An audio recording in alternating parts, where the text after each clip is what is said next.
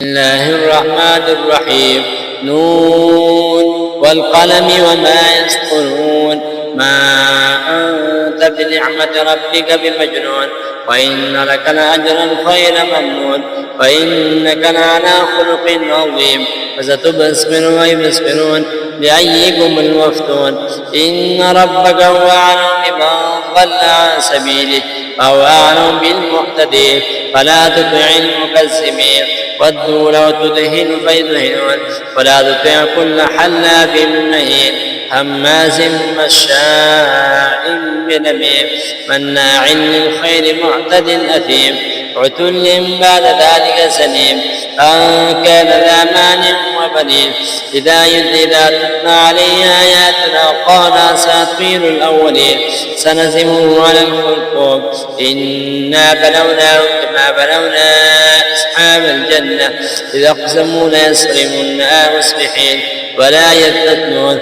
فطاف عليها طائف من ربك وهم نائمون، فأصبحت كالصريم. فتنادوا مصبحين أن يغدوا على حدكم إن كنتم صارمين.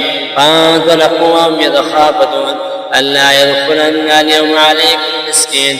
فغدوا على حرد قادرين. فلما رأوها قالوا إنا لضالون بل نحن محرومون. قال أوسطهم ألم أقل لكم لولا تسبحون؟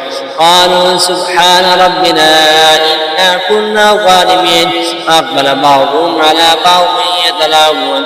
قالوا يا ويلنا إنا كنا طاغين. عسى ربنا أن يبدلنا خيرا منها إنا إلى ربنا راغبون. كذلك العذاب والعذاب الآخر أكبر لو كانوا يعلمون. إن للمتقين عند ربهم جنات النعيم. أفنجعل المسلمين كالمجرمين؟ ما لكم كيف تحكمون؟ أم لكم كتاب فيه تدرسون؟ إن لكم فيه لما تخيرون.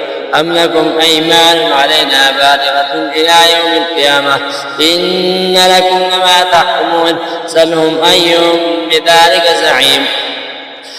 أم لهم شركاء فليأتوا بشركائهم إن كانوا صادقين. يوم يكشف عن ساق ويدعون إلى السجود فلا يستطيعون. خاشعة أبصارهم ترهقهم ذلة وقد كانوا يدعون إلى السجود وهم سالمون. فذرني ومن يكذب بهذا الحديث سنستدرجهم من حيث لا يعلمون. وأملي لهم إن كيدي متين. أم تسألهم أجرا فهم من مغرم مثقلون. أم عندهم غيب يكفون. فاصبر لحكم ربك ولا تكن كأصحاب الحوت إذ نادى وهو مكذوب لولا أن تداركه نعمة من ربي لنبذ بالعراء وهو مذموم. فجذبه ربه فجعله من الصالحين. وإن يكاد الذين كفروا ليزلقونك بأبصارهم لما سمعوا الذكر ويقولون إنه لمجنون وما هو إلا ذكر للعالمين. صدق الله العظيم.